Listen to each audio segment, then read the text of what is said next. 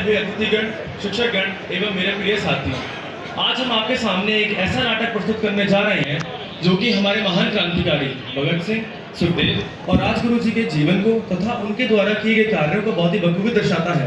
कहानी कुछ ऐसे महावीरों की जिन्होंने इस देश को आज़ादी दिलाने के लिए अपने प्राण तक त्याग दिए और एक बार भी संकोच न किया। तो आइए मैं ले चलता हूँ आपको उस दृश्य की ओर जहाँ भगत सिंह, सुखदेव और राजगुरु जी को अदालत में पेश किया जाता है। इंकलाब जिंदाबाद, इंकलाब जिंदाबाद, इंकलाब जिंदाबाद, इंकलाब जिंदाबाद, इंकलाब जिंदाबाद, इंकलाब जिंदाबाद। Order order. माय लॉर्ड, मुजरिम भगत सिंह, सुखदेव और राजगुरु पे यह आरोप है कि इन्होंने चलते असेंबली हॉल में बम फेंका तथा वहां पर गोलियां चलाकर हॉल में मौजूद सर जॉन साइमन और सर जनरल डायर को मारने की कोशिश की है। नहीं, ये सही नहीं है। हम पे इल्जाम सरासर गलत लगाया जा रहा है। हमने किसी को मारने की कोशिश नहीं की, ना ही हमने किसी पे गोलियां चलाई हैं। अरे हमने तो अपने आप को गिरफ्तार कराया है ताकि इन अंग्रेजी हुकूमत को बेनकाब कर सकें। माय लॉर्ड, इतना ही नहीं, अदालत वहां पे बम फेंकने के बाद इन्होंने इनकलाब जिंदाबाद के नारे तक लगाए। अरे वकील साहब, ये नारा ऐसे नहीं लगाया जाता। हम आपको बताते ये नारा कैसे लगाया जाता। इनकलाब जिंदाबाद, इनकलाब जिंदाबाद, इनकलाब जिंदाबाद। Order order. माय लॉर्ड, अब मैं अदालत में अपना एक चश्मदीद गवाह पेश करना चाहूंगा जो कि अंग्रेजी हुकूमत के sergeant John Terry.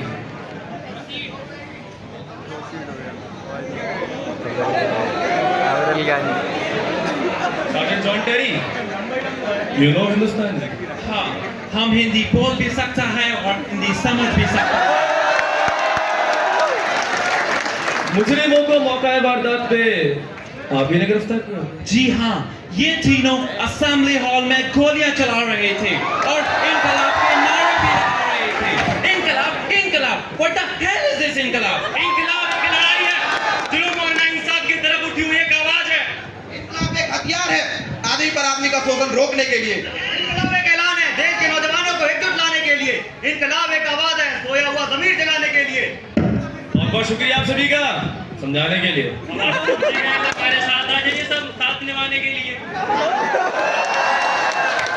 Order, order. After seeing all these violent activities today, I order that these three men would be arrested until the next hearing. कोई बात नहीं जज साहब, वैसे भी हमें पता है यहाँ इंसाफ ना तो लिखा जाता है, ना सुना जाता है और ना ही कहा जाता है। लेकिन अपनी मातृभूमि की आजादी के लिए अगर हमें प्राण भी त्यागने पड़े तो हम अपने प्राण त्यागेंगे। भारत माता की जय! भारत माता की जय! भारत माता Order, की order. The court is adjourned.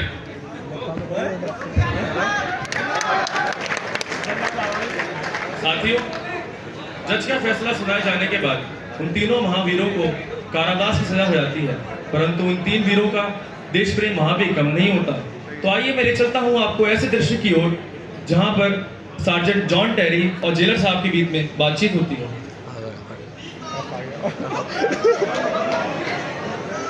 I am very happy कि तीनों के तीनों किलर्स गिरफ्तार हो गए। लेकिन एक प्रॉब्लम है सर, भगत सिंह ने मजिस्ट्रेट के फैसले के खिलाफ एक अपील की है।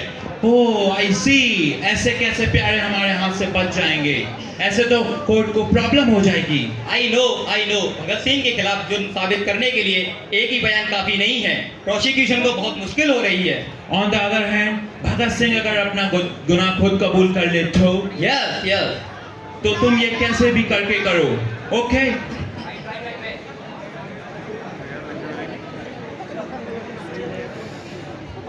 साथियों, अब मैं ले चलता हूं आपको उस दृश्य की ओर जहां भगत सिंह और उनके साथियों से मिलने जेलर साहब जाते हैं। क्या देख रहे हैं जेलर साहब? वही जो तुम देखकर भी देखना नहीं चाहते। मेरी बात मान लो और बेकार की जिद छोड़ दो। सूरा को पहचानिए जो लड़े दीन के हेत, पुरजा पुरजा कटमरे कबो न छाड़े खेत। इन किताबी बातों से कुछ हासिल होने वाला नहीं है। सरकारी गवाह बन जाओ, मैं तुम्हारी सारी तकलीफें दूर कर दूंगा। हमारे देश को आजादी दिला सकते हैं आप? अरे बात की और जोश की बात छोड़ दो भगत सिंह।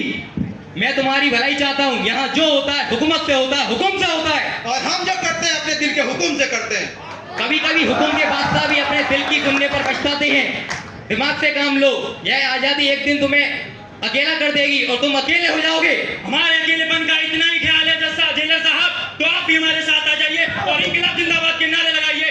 आपके 700 जन्मों के पाप धुल जाएंगे। तो चलिए लगाते हैं इंकलाब बकवास मत करो, मैं तुम्हें समझाने आया हूँ, तुम मुझे ही सिखा रहे हो। देखता हूँ इस रास्ते पर तुम चलना चाहते हो तो कब तक, कितनी दूर तक जाओगे।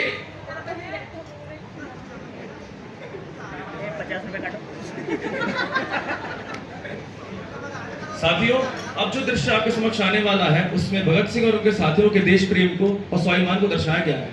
तो आइए मैं ले चलता हूं आपको उस दृश्य की ओर जहां भगत सिंह और उनके साथियों से मिलने कुछ अहिंसावादी लोग आते हैं।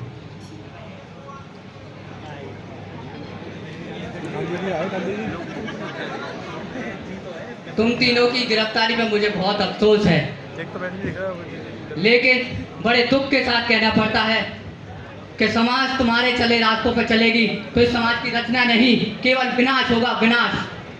विनाश हमारा मकसद नहीं है, हमारा मकसद है हमारे देश को आजादी दिलाना। और अगर अपने देश की आजादी दिलाने के लिए हमें अगर लहू भी बहाना पाए तो हम बहाएंगे। अहिंसा और प्यार, ये दो ही तरीके हैं आजादी पाने के लिए। और मुझे पूरा भरोसा है कि हम अंग्रेजी हुकूमत का भी दिल जीत सकते हैं। इतने सालों से हमने कितने अंग्रेज दिल जीत लिए हैं। हम अंग्रेजी सरकार से समझौता करेंगे।